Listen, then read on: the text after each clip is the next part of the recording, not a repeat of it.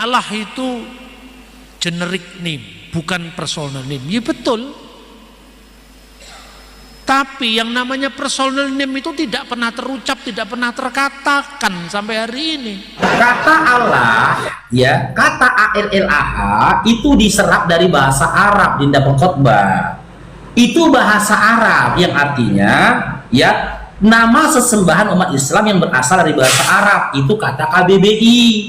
Dan pasti kalian bantah lagi KBBI. Jangankan KBBI, Bibel pun kalian bantah.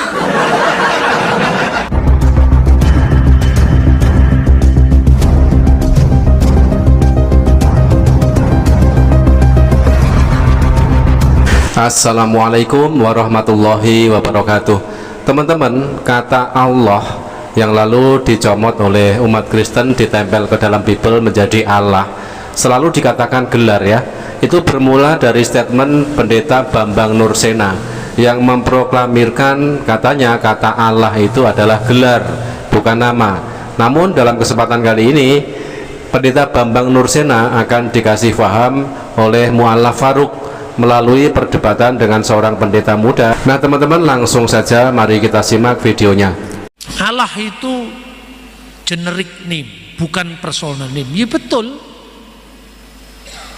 Tapi yang namanya personal name itu tidak pernah terucap, tidak pernah terkatakan sampai hari ini.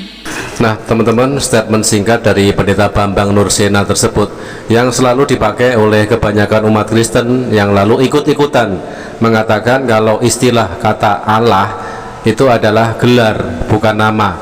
Tetapi kita akan tampilkan sebuah bantahan datang dari umat Kristen sendiri terlebih dahulu. Saya mau kasih satu data, ya. Kalau Allah itu adalah nama Tuhan, ya. Dari LAI saya kasih lihat, ya, para kos, ya. Kan selama temannya, buat saya itu cuma gelar. Pokoknya intinya itu hanya gelar. Buat saya, buat orang Kristen. Nih Pak, ini ada satu data namanya mengikuti jejak Ledecker. Ini keluar dari Lembaga Alkitab Indonesia. Ini ada tentang 1,5 abad penterjemahan Alkitab dan penelitian bahasa dalam bahasa-bahasa Nusantara. Nah, ini ada ini dia mengatakan begini Pak, nih, ya. Di halaman 316, nanti Bapak bisa beli bukunya. Nih, saya langsung ke bawah deh. Tetapi dalam Alkitab, istilah tersebut dipakai juga sebutan Allah Israel, yang dalam Alkitab adalah Allah yang esa dan benar. Dalam Alkitab adalah Allah yang esa dan benar. Dalam hal ini istilahnya merupakan nama diri. Allah ini adalah nama diri, bukan gelar, bukan sebutan. Kata Allah, ya, kata Allah itu diserap dari bahasa Arab di dalam khotbah. Itu bahasa Arab yang artinya, ya, nama sesembahan umat Islam yang berasal dari bahasa Arab itu kata KBBI. Dan pasti kalian bantah lagi KBBI. Jangankan KBBI, Bibel pun kalian bantah. Gitu loh. Kalian itu udah punya Allah. Kalau kau mengacu kepada kata Allah, Allahnya Israel atau Tuhannya Israel, tidak ada satu ayat pun dalam Bible di mana Tuhannya Israel memperkenalkan dirinya kepada manusia. Wahai manusia, aku Tuhannya Israel, sembahlah aku. Tidak pernah.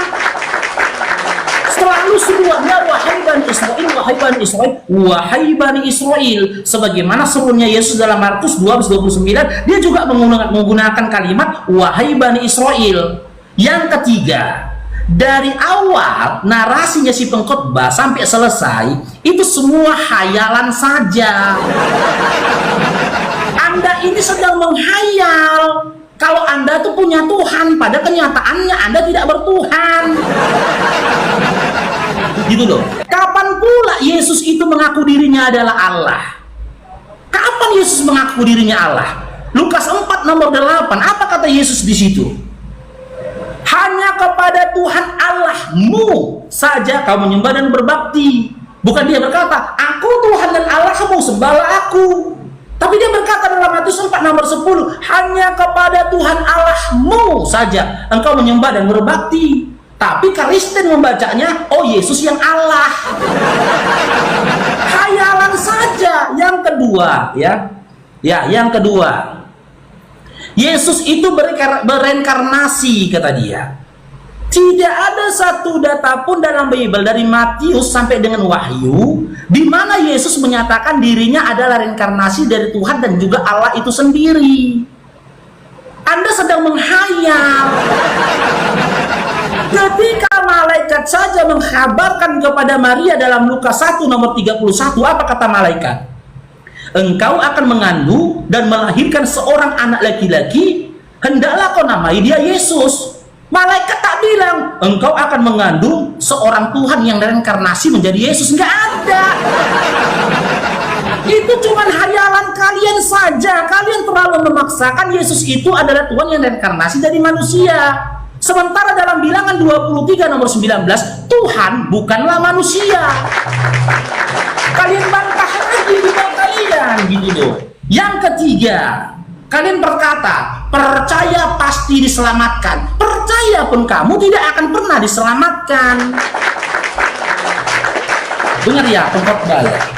Kalaupun kau percaya Yesus sebagai utusan, kau nggak akan diselamatkan sama dia. Karena berdasarkan Matius 15 nomor 24, dia diutus hanya untuk Bani Israel. Matius 10 nomor 5 sampai 6, dia juga diutus untuk Bani Israel. Bahkan pengajaran yang disampaikan kepada murid-muridnya, jangan kau masuki bangsa lain selain bangsa Israel. Dia hanya untuk Bani Israel. Apalagi kalau kau percaya dia Tuhan, kau kena usir.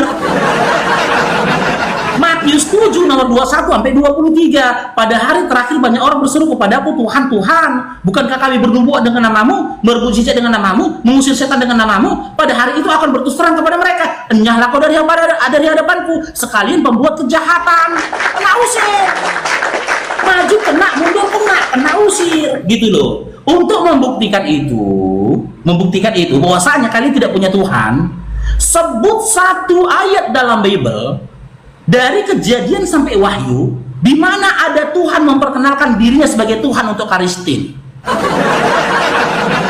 Bisa buktikan nih, Kristen itu nggak punya Tuhan. Kalau di dalam Al-Quran ada banyak datanya ya, dalam surah Al-Ikhlas, dalam surah Toha, dalam surah Al-Bayyinah, dalam surah Al-Fatihah, Allah memperkenalkan dirinya sebagai Tuhan untuk orang-orang beriman. Sebut satu ayat dalam Bible di mana Tuhan atau Allah memperkenalkan dirinya untuk Tuhan sebagai Tuhan untuk orang Kristen. Kasih datanya nanti pengkhotbah ya. Akulah Tuhan untuk orang Kristen. Kasih. Ini kita buktinya.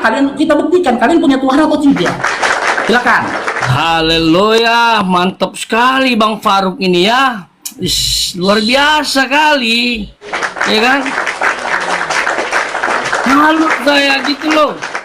Padahal diawali dengan tema loh, Allah Islam, Allah Kristen. Saya awali dengan menjelaskan Allahku. Tiba-tiba Bang Faruk nggak menjelaskan Allahnya, membabi buta membahas tentang Allah Kristen. Jadi 2 kali dibahas Allah Kristen, Bang. Allahku udah aku jelaskan, abang jelaskan lagi Allahku. Jadi ini temanya nggak benar ini kalau begitu. Seharusnya abang poin yang pertama itu jelaskan dulu Allah Islam itu siapa, Bang. Jelaskan. Sia-sia itu 4 menit itu abang nggak jelaskan Allah Islam. Malah menyinggung kata Allah yang digunakan Kristen. Bang, kata Allah yang digunakan orang Kristen itu bukan merujuk kepada Allah, Bang. Tidak. Kata Allah itu netral, Bang, bukan milik satu agama. Kata Allah yang kami gunakan itu merujuk kepada Allah Kristen Arab. Ya, yang sudah digunakan, yang sudah ada sebelum Islam lahir, Bang. Jangan kepedean lah, Bang. Aduh. Kenapa sih, Bang? Kok pede kali, Bang? Kok pede kali? Itu adalah Allah yang digunakan oleh Kristen Arab untuk satu sosok junjungan. Itu makanya kami juga pakai kata Allah, nggak masalah itu saudara saya itu Nover itu gunakan kata Allah juga. Jadi please lah, nggak usah selalu kayak gitu, ya, nggak usah. Saya bisa buktikan bahwa kata Allah sudah digunakan sebelum Islam lahir. Tapi tema kita kan bukan itu, ya. Nah, lalu abang singgung mengenai ada nggak kata-kata Yesus mengenai atau Allah mengenai dia minta disembah. Kenapa orang Kristen menyembah Yesus? Alkitab mengajarkan tentang budaya, ya, budaya penyembahan, bahwa yang minta disembah itu bukan Allah, yang minta disembah itu iblis, Bang. Nah itu. Itu yang saya tangkap tadi. Silakan Enggak, nanti abang aku katanya apa? itu. Ya, ini saya catat, ini Allah tidak pernah minta disembah. Itu yang saya catat tadi abang bilang. Allah dalam kekristenan tidak pernah minta disembah, tapi kenapa disembah? Itu yang saya tangkap. Nanti klarifikasi aja. Ya, oke, karena itu masih ambigu, saya tidak tanggapilah. Ya. Nah, terus abang singgung bilangan pasal 23 yang mengatakan bahwa Allah itu tidak berdusta. Nah, harus tahu konteks itu. Ya, hati-hati ya. Harus tahu konteks itu, Bang. Konteks itu bicara tentang Allah tidak berdusta itu bukan merujuk kepada Allah yang menjadi manusia. Allah di situ adalah Allah yang jujur. Kalau berjanji pasti ditepati. Makanya dia nggak seperti manusia, berdusta. Jangan kutip bilangan untuk Allah inkarnasi yaitu Yesus. Nggak nyambung. Nggak nyambung, Bang Faruk. Ya. Terus abang juga singgung, banyak kali abang singgung soalnya. Sehingga saya pun menjawabnya harus ini. Dan mungkin nggak akan sempat menjawab pertanyaan abang. Nah, terus abang singgung mengenai Matius pasal 7. Nah ini, aduh abangku. Bah, Matius pasal 7 itu bukan untuk orang Kristen, Bang. Bukan untuk orang Kristen. Itu untuk nabi-nabi palsu, Bang. Untuk sesosok yang menyamar seperti domba. Dan bukan domba. Orang Kristen itu gambarannya domba, Bang. Dan dia serigala, Bang. Orang Kristen itu gambarannya adalah singa. Domba. Itu. Dan dari buahnya dilihat, dia nabi asli atau tidak, penyesat atau tidak. Buahnya itu nggak benar. Itu. Jadi bukan untuk orang Kristen itu. Matius pasal 7, wah itu terlalu memaksakan. Ya, Matius pasal 7 untuk orang Kristen. Salah itu untuk nabi palsu. Ya, di luar Kristen yang jelas. Banyak lagi orang bilang itu untuk Paulus. Oh, sesat itu. Paulus rasul, bukan nabi, Bang. Baca ayat itu lagi. Kalaupun dikatakan mereka menyebut Tuhan, itu bukan Kristen. Ya, orang yang menyebut Tuhan, tetapi dia penyesat. Ya nggak masalah, itu kan Yesus sebagai Allah segala bangsa. Dia gunakan analogi itu untuk mencakup semua manusia. Bukan bermaksud untuk orang Kristen. Itu untuk penyesat di luar Kristen. Ya, itu Bang. Ya teman-teman, kita akan tambahkan satu ayat untuk membantah pernyataan dari pendeta ini ya, yang tadi mengklaim katanya Allah di dalam Bible itu tidak minta disembah. Tetapi ada di dalam Ulangan 6 nomor 13, takutlah akan Tuhan Allahmu, kepadanya lah kamu harus beribadah. Ada lagi di dalam Keluaran 20 nomor 3-5, jangan ada padamu Allah lain di hadapanku, jangan sujud menyembah kepadanya atau beribadah kepadanya. Nah, ayat ini menunjukkan bahwa Tuhan di dalam Taurat yang juga diakui oleh Kristen menuntut eksklusivitas ibadah, sama seperti konsep tauhid, yakni Tuhan minta disembah. Ada tertulis di dalam Bible. Pertanyaan saya belum dijawab, Khotbah. Pertanyaan Ya saya memang kan saya udah bilang, saya belum sempat jawab. Oh ya udah, oke lah. Jangan banyak-banyak ditanggapi Bang, sehingga aku nggak punya waktu menjawab. Yaudah, satu aja nanti kita tangkapin ya. Yaudah, satu aja nanti kita tangkapin. Sekarang abang jelaskan dulu lah Allah Islam. Abang ya, ini jelaskan. Ini jelaskan. Tunggu waktunya. Ya. Nih, kalau Allah yang kami sembah itu sudah memperkenalkan dirinya di dalam Al-Quran dalam surat Toha yang 14. Di mana surat Toha yang 14 ini adalah bagian dari Al-Quran berdasarkan surah Al-Hijr ayat 6 diturunkan kepada Nabi kami Nabi Muhammad SAW. Sesungguhnya aku adalah Allah, tiada Tuhan selain aku, maka sembahlah aku dan tegakkanlah sholat untuk mengingat aku. Ya. Tadi yang saya tanyakan kepada dia, sebut satu sosok di dalam Bible di mana dia mengaku dirinya adalah Tuhan untuk orang Kristen. Ya. Lalu dalam surah Al-Ikhlas ini, dalam surat Al-Ikhlas, ya, Al-Ikhlas, ya, Allah juga berfirman. Apa kata Allah? Qul huwallahu ahad. Katakanlah Nabi Muhammad SAW, dialah Allah yang Esa, yang Maha Esa. Allahus Samad, Allah tempat meminta segala sesuatu. Lam yalid wa lam yulad, dia tidak beranak dan tidak diperanakkan. Walam yakul lahu kufuwan ahad, tiada yang setara dengan dia. Disinilah kami bisa mengenal sifat-sifat dari Allah itu sendiri. Kan gitu. Nah, terus berdasarkan bilangan 23, ini kenapa saya bawa bilangan 23? Ada dasarnya, Dinda. Nih, 23 nomor 19. Di sini kan, nih. Apa katanya di sini? Tengok ya. Allah bukanlah manusia sehingga ia berdusta, bukan anak manusia sehingga ia menyesal. Masakan ia berfirman dan tidak melakukannya, atau berbicara dan tidak menepatinya? Di sini dikatakan salah satu sifat dari Allah itu tadi, Tuhan itu tadi, dia tidak berdusta. Tidak mungkin dia mengatakan sesuatu sementara dia tidak melakukannya. Sementara Yesus itu kedapatan berdusta. Yesus berdusta, tapi kalian nggak sadar dia berdusta. Jelas dari sifat yang disampaikan, Yesus itu bukan Tuhan. Mana Faruk buktinya Yesus berdusta? Kita mulai dari Lukas 22 nomor 18. Ini dusta terbesar yang dilakukan oleh Yesus. Lukas 22 nomor 18. Nih, kita baca ya. Kita buktikan Yesus itu bukan Allah, bukan Tuhan. Karena apa? Dia berdusta. Sebab aku berkata kepada kamu, ya, mulai dari sekarang ini aku tidak akan minum lagi hasil produk anggur sampai kerajaan Allah telah datang. Ini janji Yesus ya, benar nggak pengkhotbah? Sumpah Yesus ini ya kan?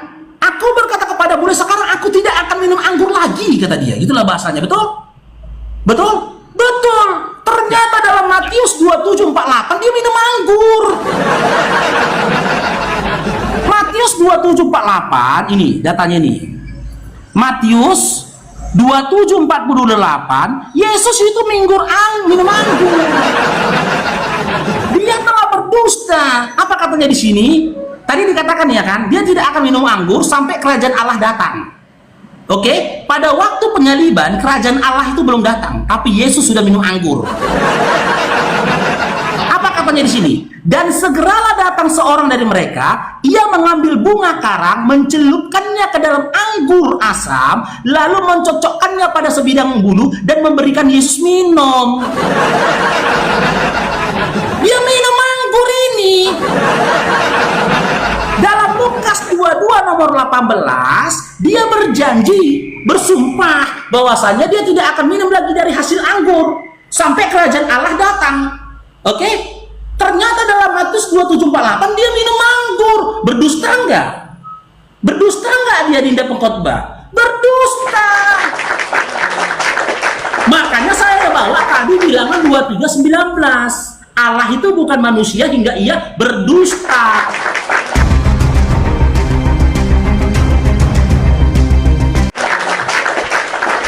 Jadi poin pertanyaan saya tadi, Dinda pengkhotbah, tolong kesebutkan kalau udah Yesus sudahlah. Yesus jangan lagi kau promosikan Tuhan, jangan lagi kau promosikan Allah.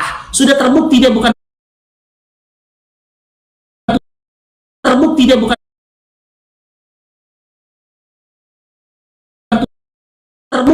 Tuhan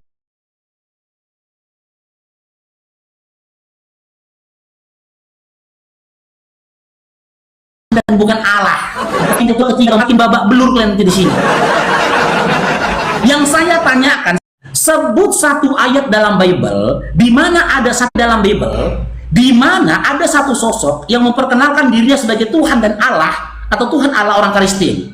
Silakan itu dijawab. Oke, Bang Faruk yang terhormat, ya, sekali lagi janganlah berharap ayat Alkitab seperti yang Abang mau, karena kita punya budaya yang berbeda. Ya, Alkitab sangat jelas mencatat tentang ketuhanan Yesus, ya. Nah, banyak ayat yang bisa kita gunakan yang mencatat tentang ketuhanan Yesus. Ya, Yohanes telah memperkenalkan keilahian Yesus. Dalam Yohanes pasal 1 ayat 1, itu keilahian Yesus sebagai firman-Nya Allah, sebagai logosnya Bapa. Itu yang dimana logos itu adalah Allah juga.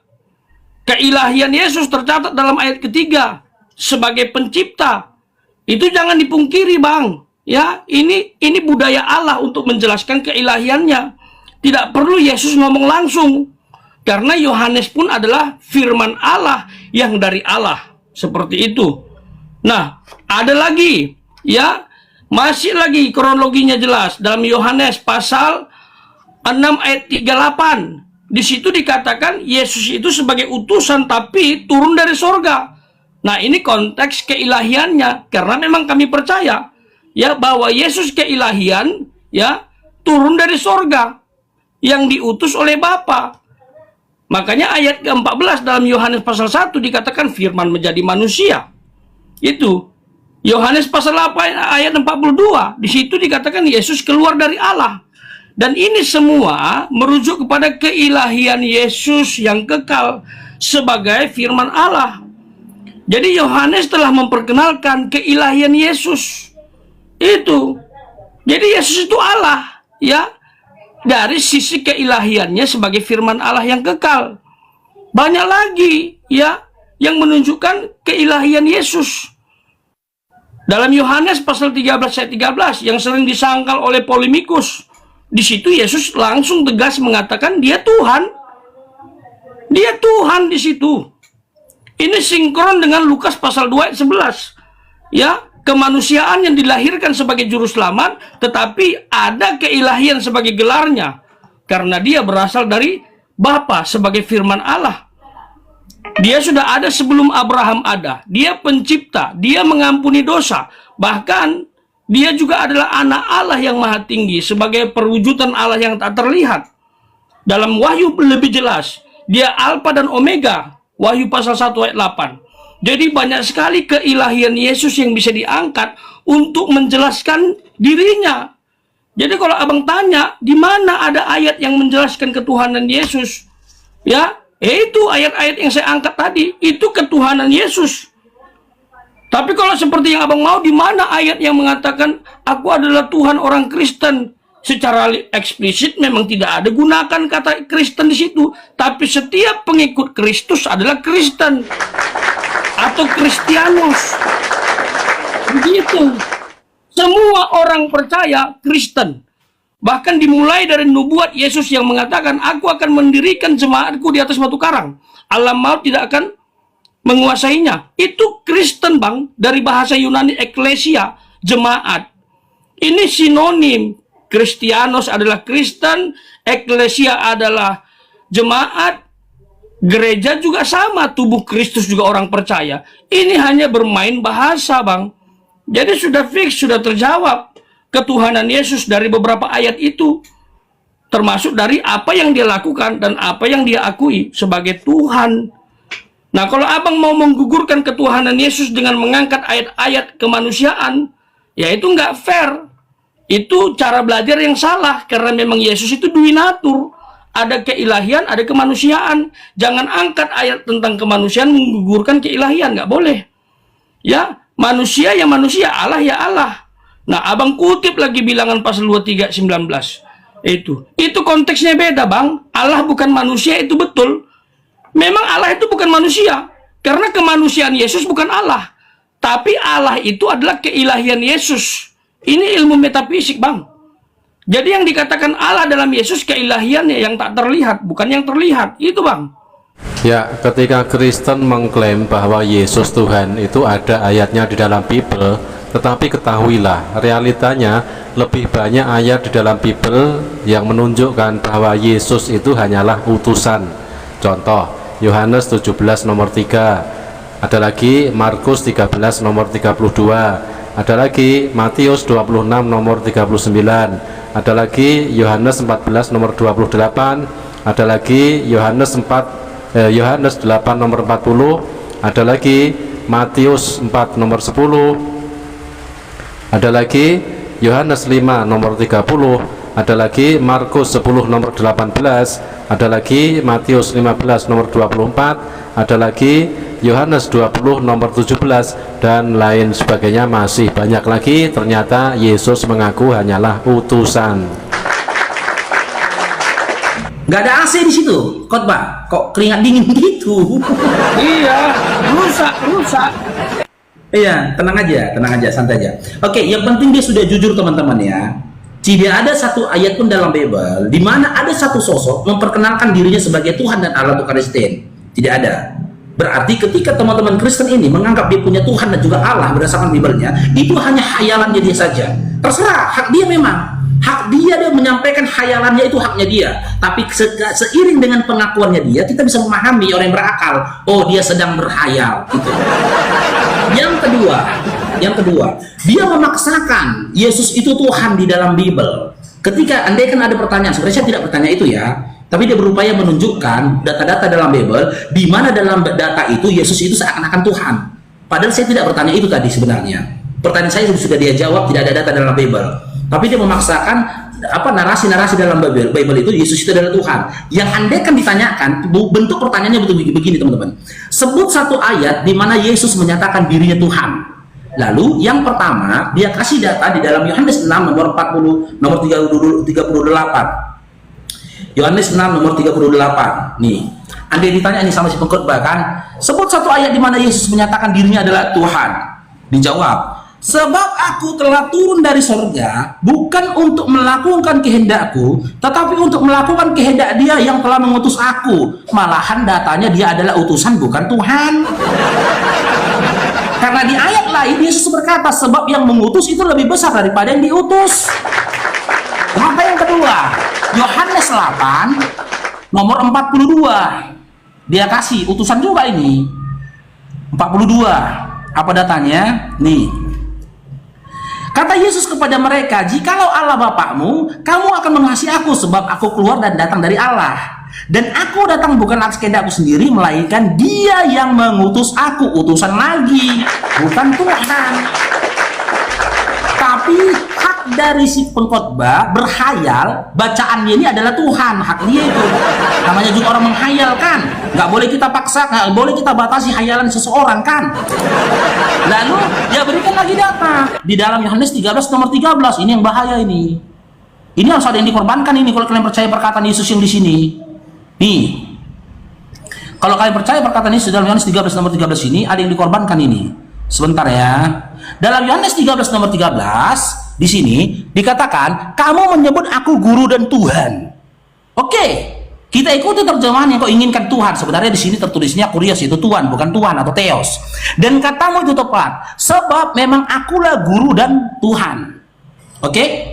Di sini tertulisnya ini, kalau kamu imani dalam Yohanes 13 nomor 13 ini, Yesus itu adalah Tuhan, sesuai dengan terjemahan yang tertulis yang disajikan oleh LAI, kamu harus terima konsekuensinya. Ternyata Yesus dalam Yohanes 5 nomor 37 telah berdusta.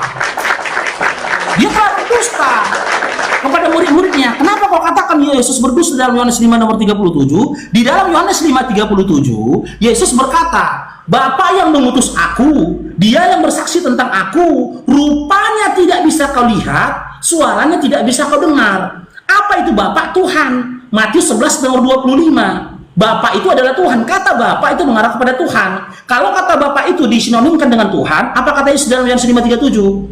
Tuhan yang mengutus aku, Dia yang bersaksi tentang aku. Tuhan tidak bisa dilihat, suaranya tidak bisa didengar. Ternyata dalam Yohanes 13 nomor 13, murid-murid sedang berbicara dengan Tuhan. Mana yang mau dipercaya ini? Narasi Yohanes 13:13 atau narasi di dalam Yohanes 5 nomor 37? Kan bingung kita. Dia mengatakan Tuhan tidak terlihat. Ujung-ujung dalam Yohanes 13:13 dia menyatakan dirinya Tuhan dan Dia terlihat. Gabrul nggak pemahamannya pengkhotbah? Gabrul. Gitu loh. Makanya saya bilang, kalian jangan terlalu memaksakan doktrin kalian membaca Bible. Benar kata Edis. Apa kata Edis? Kalian teman-teman Kristen kalau baca Bible jangan menggunakan doktrin dan dogma. Nanti apa yang tertulis beda pemahaman kalian. Contoh Yohanes 17 nomor 3. Inilah hidup yang kekal, itu bahwa saya mereka mengenal satu-satunya Allah yang benar, dan aku Yesus yang kau utus. Malahan kalian baca, oh Yesus Tuhan. Kalian data apapun ditunjukkan sama kalian seakan-akan kalian memaksakan pokoknya Tuhan, pokoknya Tuhan, pokoknya Tuhan, pokoknya Tuhan, pokoknya Tuhan. Kan aneh kayak gitu. Berkeringat. Enggak, ini si pengkhotbah, kamu lulusan teologi ya, Dinda? Iya, iya. Lulusan teologi ya? Ya, betul, betul. Saya lulusan teologi ya. Mati kita. Ya, lanjut. Silakan lanjutkan angan-angannya, silakan. Horas dulu ya, karena layak kutip orang Batak kan. Ya, jadi kita martarombo dulu ya. Oke, ya luar biasa laikku ini bah, menanggapi tentang utusan. Layak abaikan kalimat di atas, layak fokus ke utusan. Nah, konteks utusan itu harus dilihat dengan ayat sebelumnya, kalimat sebelumnya, sorry. Nah, berangkat dari Yohanes pasal 6 ayat 38 yang layak kutip tadi. Di situ dikatakan dia turun dari sorga. Itulah makna utusan itu. Di dalam Yohanes 8 ayat 42. Di situ juga dikatakan dia utusan kan, tapi dia keluar dari Allah. Itulah keilahian itu. Itulah utusan itu. Nah, itu jangan lepaskan dari kalimat sebelumnya yang dimana dia turun dari sorga, dia keluar dari Allah. Nah, itu. Ini menjelaskan tentang Yohanes 1 ayat 14. Firman menjadi manusia itu. Secara ilahi dia keluar dari Allah, diutus oleh Bapa, atau makna praktisnya adalah Bapa mengutus firman-Nya. Itulah utusan itu. Makna utusan di sini bukan seperti manusia mengutus manusia. Bukan. Makna utusan di sini adalah secara rohani yang dimana Allah mengutus firman-Nya. Itulah Allah inkarnasi. Saya mau tanya lah, jawab dengan jujur. Kenapa Yesus dikatakan turun dari sorga? Kenapa Yesus dikatakan keluar dari Allah? Adakah sosok yang seperti dia? Buktikan. Saya rasa tidak ada. Tapi kenapa Yesus turun dari sorga, keluar dari Allah? Karena ini bicara keilahiannya. Ya, menegaskan juga Yohanes 1 ayat 1. Keilahian Yesus sebagai firman Allah, logosnya Bapa. Itulah digali, jangan diputus-putus. Mentang-mentang ada ayat tentang utusan, oh udah pasti manusia itu. Udah pasti, bukan Tuhan. Nggak bisa lah. Ayat itu menegaskan tentang dia berasal dari mana. Dia turun dari surga dan dia memenuhi kehendak Bapa yang mengutusnya. Itu betul. Yesus memang utusan. Tetapi makna utusan itu maknanya beda dengan yang kita pahami. Manusia mengutus manusia. Ini Allah mengutus firman-Nya. Itulah konteks Allah inkarnasi. Itu digali. Itu. Lain nggak setuju tentang ketuhanan Yesus. Nah, itu salah besar. Udah jelas-jelas ayat berkata di situ Tuhan. Yohanes 13 ayat 13. Di situ Yesus katakan Tuhan. Dia akui dia Tuhan. Jelas di situ dia Tuhan. Dalam Lukas pasal 2 ayat 11 dia di situ Tuhan. Banyak ayat yang menegaskan dia Tuhan lah. Nggak usah giring-giring ke definisi lampau. Kurios itu artinya tuan. Kurios itu juga mengandung banyak. Bisa tuan, bisa master, bisa juga Tuhan. Dalam konteks Yesus, terjemahan yang tepat adalah Tuhan.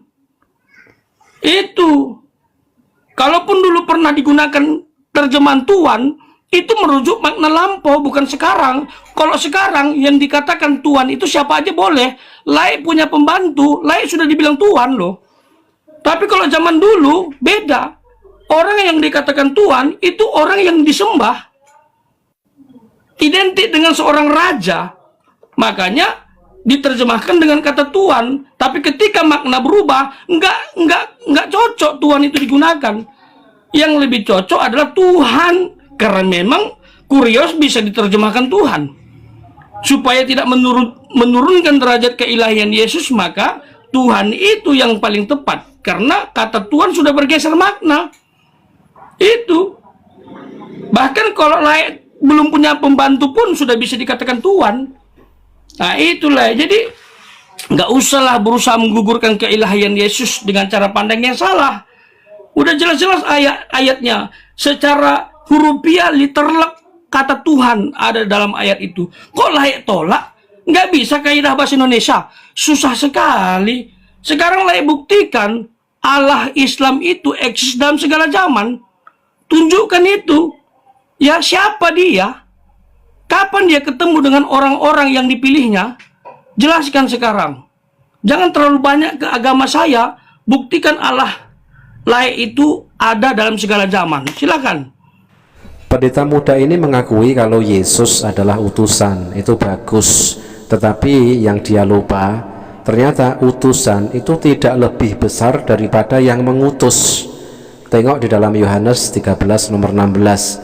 Aku berkata kepadamu, sesungguhnya seorang hamba tidaklah lebih tinggi daripada tuannya, ataupun seorang utusan daripada dia yang mengutusnya. Oke. Nggak nyambung lah ya.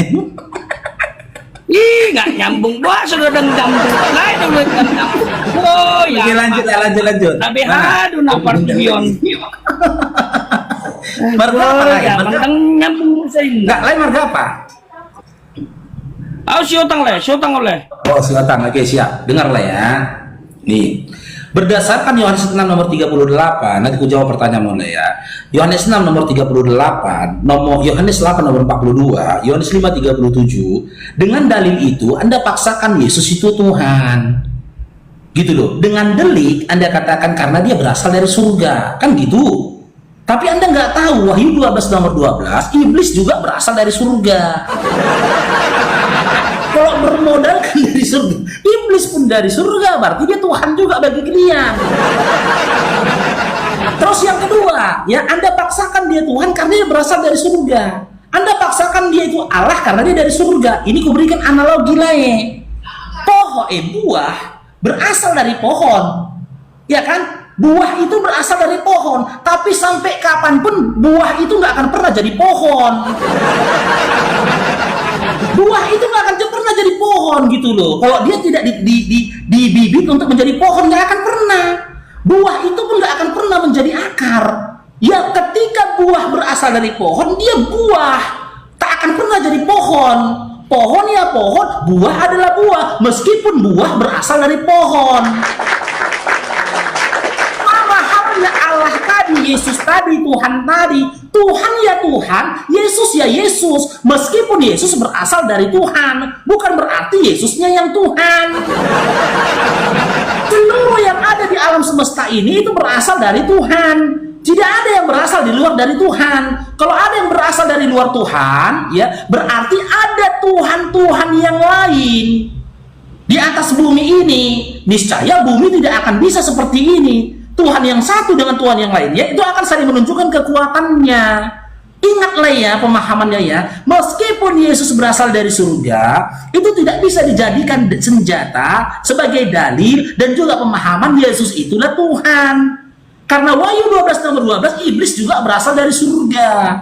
Dia itu utusan, terus saya bilang dia memang utusan, tapi lihat dulu utusan yang kayak mana dia. Ada rupanya penjelasannya di dalam Bible itu begini, Yesus itu memang utusan, tapi Yesus itu utusan yang berbeda dari utusan-utusan yang lain loh.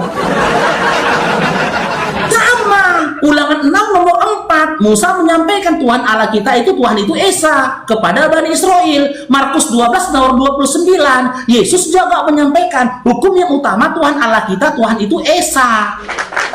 Sama.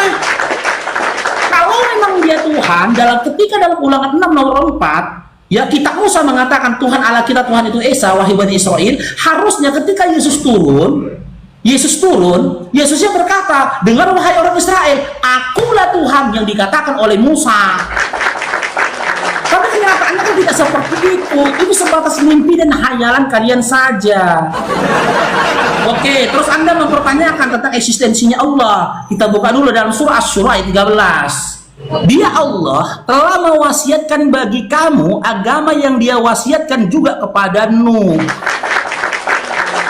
Allah sudah mewasiatkannya. Di sini agama dalam original teksnya itu tertulisnya din, minat dini. Ini din ini tadi. Nanti aku tunjukkan sama lain korelasinya ke dalam iman Islam ketika Nabi Muhammad SAW telah diutus gitu loh.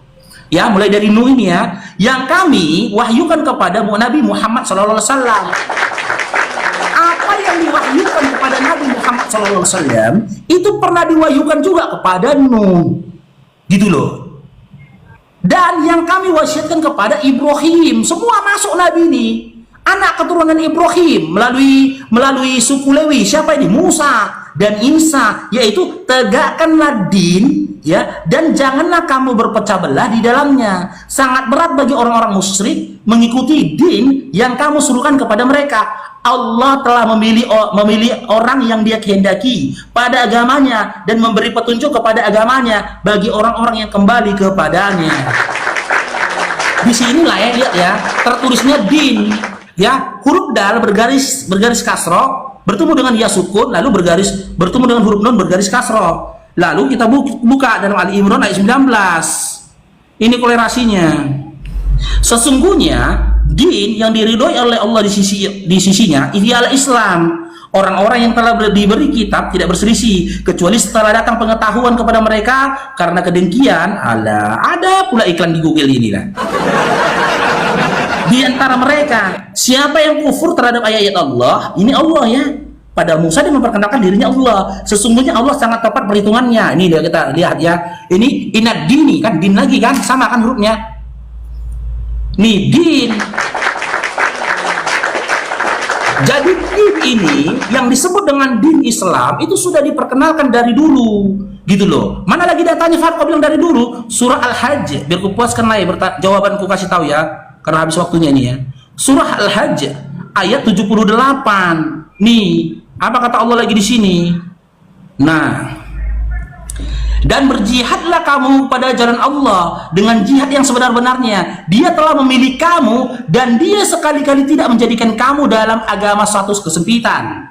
Agama, ya, agama orang tuamu Ibrahim, ya, Dia Allah telah menamai kamu sekalian orang-orang muslim dari dahulu. Dari dahulu kata Allah. Dan begitu pula dalam Al-Quran ini, supaya Rasul itu menjadi saksi atas dirimu dan supaya kamu semua menjadi saksi atas segenap manusia, maka dirikanlah sembahyang, tunaikanlah zakat, dan berpeganglah kamu kepada tali Allah. Dia adalah pelindungmu, maka Dialah sebaik-baik pelindung dan sebaik-baik penolong. Nah, kalau untuk pertanyaanku lah ya, tolong ya, nanti saya kasih satu ayat dalam Bible di mana secara literal Yesus mengatakan, aku adalah Tuhan, sembahlah aku. Boleh gitu ya, lewat waktu ya. Enggak, kan aku udah izin juga kan. Nanti lewat waktu nggak apa-apa. Nanti lewat waktu nggak apa-apa. Kasih nanti waktunya lewat ya. Oke. Coba ulangi pertanyaan terakhir supaya nanti bilang salah saya. Saya nangkapnya bener kok. Di mana Yesus coba secara literal menyatakan dirinya Tuhan, sembahlah aku. Oke. Secara literal tidak ada Dia minta disembah, tidak ada. Secara literal ya, eksplisit tidak ada Yesus berkata, akulah Tuhan dan sembahlah aku. Tidak ada Karena kan saya bilang tadi, di dalam Alkitab yang minta disembah itu setan.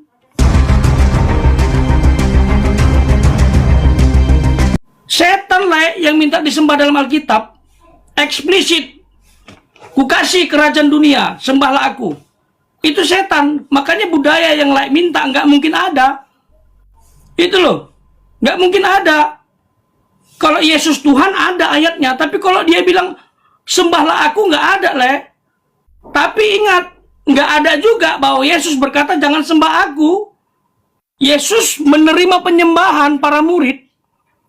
Dalam Matius pasal 28 ayat 9, para murid menyembah Dia. Kenapa Yesus tidak menolak? Kenapa Yesus menerima penyembahan? Karena memang Dia punya unsur keilahian. Dan penyembahan para murid termasuk kami adalah merujuk ke ilahian Yesus. Itu jadi jangan minta, jangan request ayat seperti yang kita mau Nggak akan mungkin ada, karena budaya Alkitab dengan kitab suci Anda beda. Kalau dalam kitab suci Anda secara literal Allah bilang minta disembah ada. Tapi dalam Alkitab nggak ada. Yang ada adalah setan minta disembah. Itu. Jadi beda budaya. Kalau Yesus tidak minta disembah, bukan berarti Dia tidak Tuhan. Dia Tuhan, faktanya disembah Nah ini banyak sekali sebenarnya yang tanggapi mengenai apa yang saya tanyakan ya.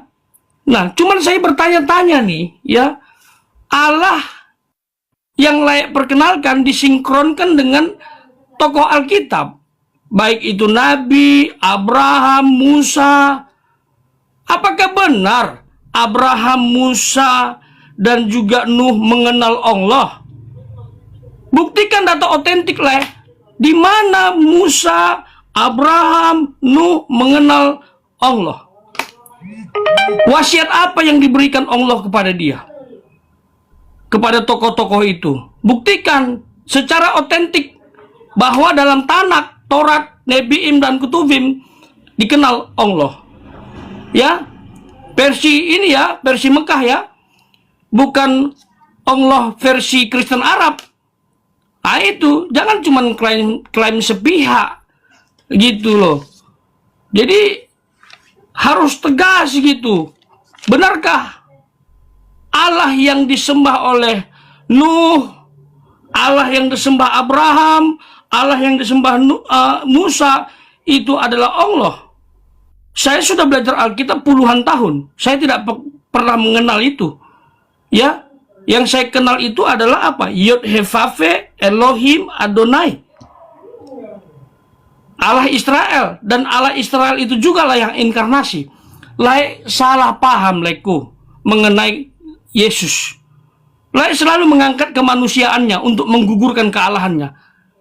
Itu nggak fair. Kalau pingin mengangkat keilahian Yesus, angkatlah data-data tentang ilahi yang disandang Yesus. Jangan gunakan kemanusiaannya, tapi menggugurkan kealahannya. Seperti bilang tadi, Allah kan tak bisa dilihat, termasuk wujudnya, tak terhampiri. Betul, Allah dalam Kristen juga begitu, dari zaman dahulu. Dari zaman Bahoro, babi belum enak ya kan? Allah itu selalu menampakkan diri dengan wujud yang lain. Itu. Dia menampakkan diri dengan wujud lain karena memang eksistensi Allah yang kudus itu tak terhampiri, transenden. Tapi melalui Yesus, nah Allah itu bisa dirasakan kasihnya. Tapi sekali lagi bukan kemanusiaan Yesus itu yang Allah, tapi misteri di balik fisik Yesus yang terlihat. Nah itu, jadi yang dikatakan Allah itu bukan fisik Yesus. Jangan lagi bilang Allah itu terlihat, Allah itu berwujud. Enggak, Allah itu tak berwujud. Allah itu adalah roh. Sama dengan Allah dalam keyakinan lain. Itu.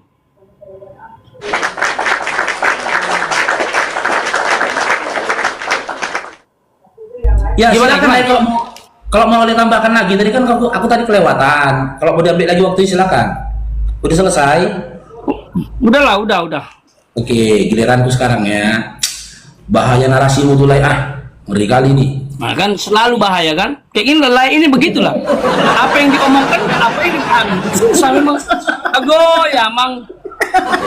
Masih ke bawah kan orang-orang gitu ya kan?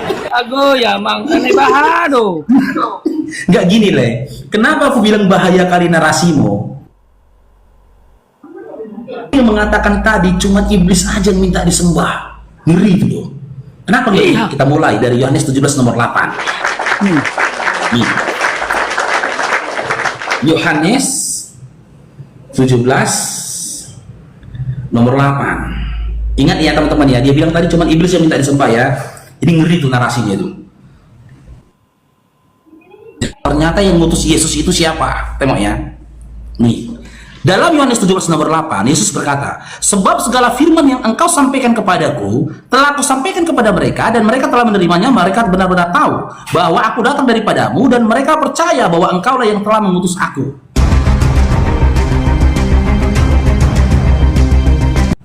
Dalam Yohanes 17 nomor 8, Yesus itu menyatakan dirinya menerima firman. Di mana firman itu, bahagian dari firman itu adalah perintah yang harus disampaikan, yang didapat oleh Yesus dari Bapa, dan Yesus menyampaikan kepada orang-orang di sekitarnya. Oke? Setiap perintah yang dikatakan oleh Yesus kepada manusia atau kepada makhluk itu berasal dari Bapaknya. Nah, yang jadi masalah itu ya, ketika kita buka di dalam Lukas 4 nomor 8. Nih, berdasarkan perintah dari Bapa ya, yang dikatakan Yesus dalam Yohanes 17 nomor 8 ketika dia menerima firman, Inilah salah satu firman yang diterima oleh Yesus dalam Yohanes 17 nomor 8. Ketika dia mengklaim dirinya menerima firman. Apa firman yang terima Yesus itu? Nih.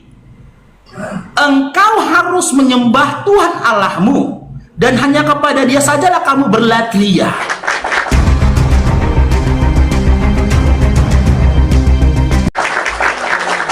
Disinilah dalam original teksnya berlatria, bukan proskuneon. Sementara murid-murid yang kau katakan tadi, dia bukan berlatria kepada Yesus, tapi berproskuneon. Aduh, kena kita teman-teman.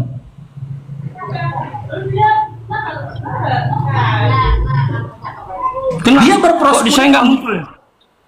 Iya, kena. Udah, kita cut dulu, lay. Kena, Oke, nanti oke, kena. siap. Kita kena.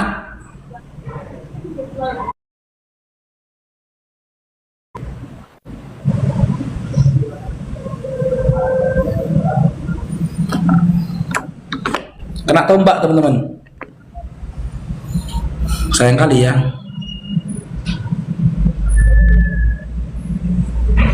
Ya, sebelumnya Bang Faruk ucapkan syukron barakallahu fikum jazakumullah khair. Ini Bang Faruk ini kena tombak, dia nggak bisa di give. Jadi afwan teman-teman ya, hampir semua give yang teman-teman berikan tadi itu akan hangus, dipotong oleh TikTok.